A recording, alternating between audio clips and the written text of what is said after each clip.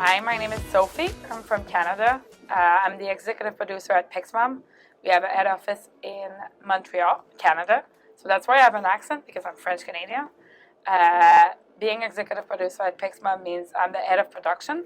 So I have a team of about 30 people full-time, plus a lot of freelancers that are global. They are everywhere in the world, speaking different languages with different cultures. And I'm just making sure we deliver the shows with the quality that we expect. And I'm training my people to make sure that they're ready and they're well representing the company.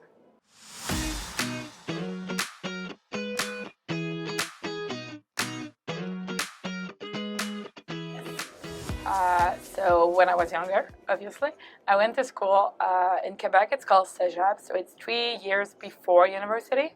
I studied in multimedia, so it was mainly Flash, which is a thing of the past now, websites, animations, 3D modeling, and graphic design, and a little bit of communication. So I did that for 2 years. Then I had a job in web design while I was still in university because I decided I wanted to go the next level.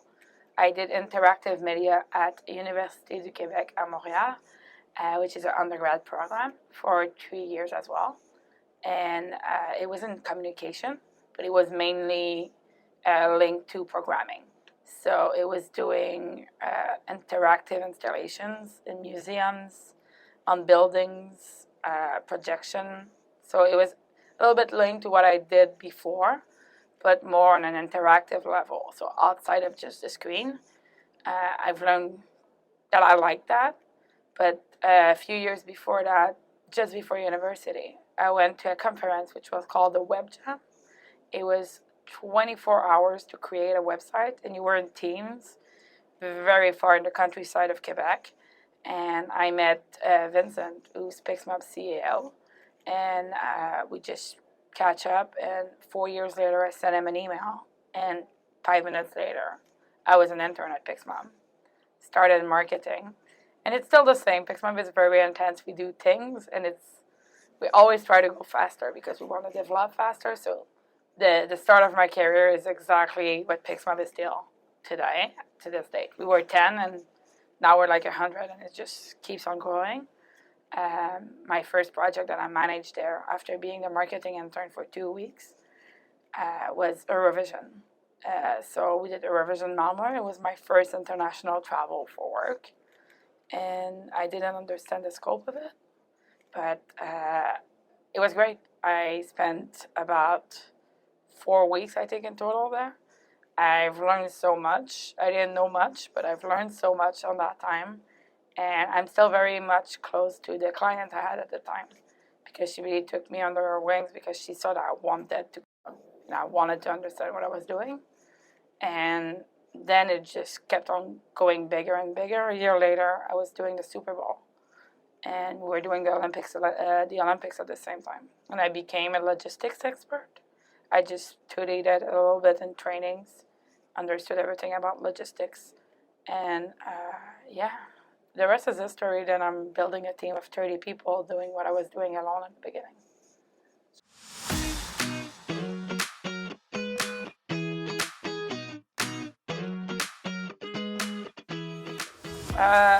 We have different type of events, which really depends. I'm going to talk about tours right now because that's what I've been mainly doing lately. So, and I can maybe say one on the Super Bowl.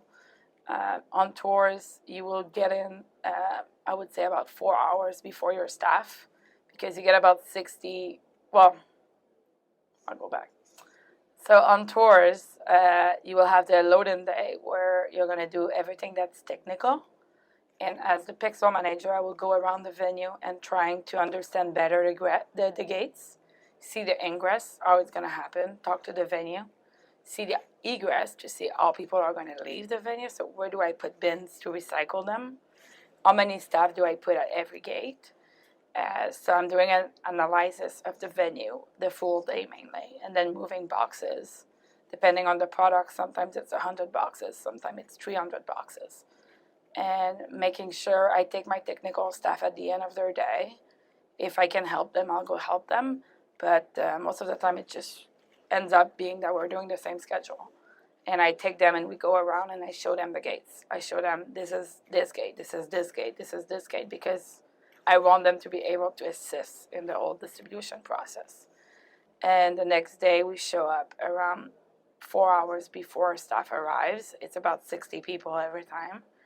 I still go around the gates with my people because it's not easy to always recognize yourself and know where gate B is versus gate D, because it's different every day and in every stadium.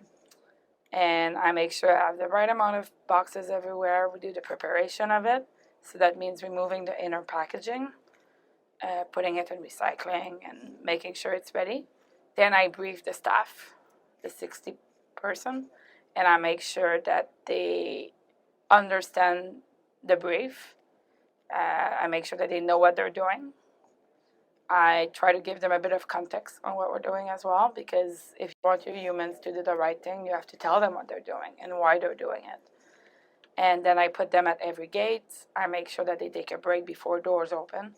Then doors open and fans are coming in, sometimes running, sometimes screaming, sometimes being weird. But most of the time they're like just excited to be there in the same venue as their artists. I keep telling myself every time I see them cry, I don't know what I like enough to be that motivated to go to a concert and be so excited and dress up. I'm just like, whoa, people have dedication. Like, I'm dedicated to my job, but they are dedicated to an artist. And it's beautiful to see because it's probably the best night of their year when it's their favorite artist. And I like to interact with them. Then you would go to eat. That's our flow now, because first I was not eating. I was just walking around the whole time. So now as soon as the door opens, we make sure every gate is covered. We go eat. And then we come back and it's the rush. So we're moving boxes around, making sure we have enough supplies everywhere, making sure our staff is still in position, they have water, they have food. And then we just take all of our things, make sure all of our boxes go back together. And it's the end of ingress. Then the show happens. It lights up, people cry, people are happy.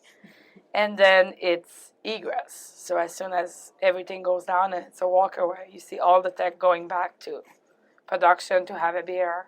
But we are there waiting for the fans to leave, to take our golf cart, and to go around the venue to collect all of the wristbands that they returned.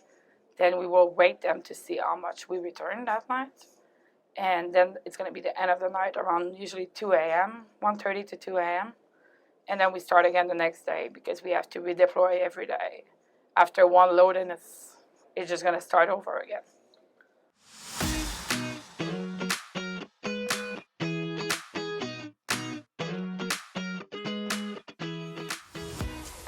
So after 10 years of doing that, I'm still impressed by how the fans react to it. Like, there are kids and the other people, like kids, like if I find a wristband that is broken and I fix it, I go and I run to the closest child. It sounds weird, but I do, just to give them an extra one, because even adults, they have it in their arms and they feel that connection happening with the artist, happening with the show. They're no longer a dark spot in the venue. They are lit, and they are lit with the rest of the show. It's not just a glow stick that changed 3 colors. It's going with the beat. It's going with the reaction of the fan. When Bad Bunny says, "Put your hands up," we light up the wristband, so we react to what the artist says. And the fans love it.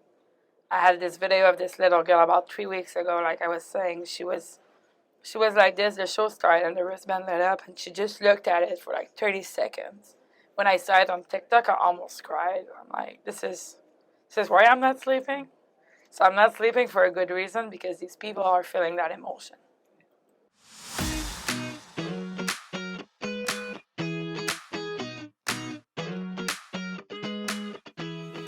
Well, the thing is, yes, we are in lighting because we do lights, and we're a big part. Like, we're controlled by lights, and we install lights, and I have technicians or a woman. It can be hard depending on the countries as well, because as a woman, sometimes you're not taking it seriously. But for me, myself, I truly don't care. I don't care if somebody's making me attitude because I'm a woman. I'm going to answer. I'm going to make sure I'm taking seriously, because I know what I'm doing, and it's important for me to show that I know what I'm doing.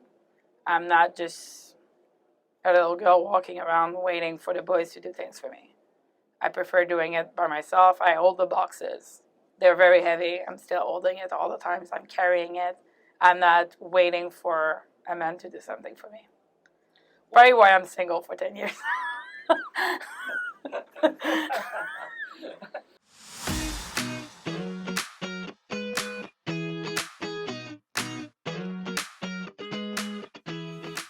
Just go get it. Nothing stops you. It's not because you're a woman that you're not intelligent. We are very intelligent. We are organized. And we're as good as any guy. We're truly as good as any guy. Nobody can say to a woman, you're not good enough for this. You should not hear that. You should not think it's true. We have our space in this industry, and I think women are shining. When I see a woman thriving and being so good in the industry, I'm so proud to be part of this. It's a change, and it needs to change. We need more women.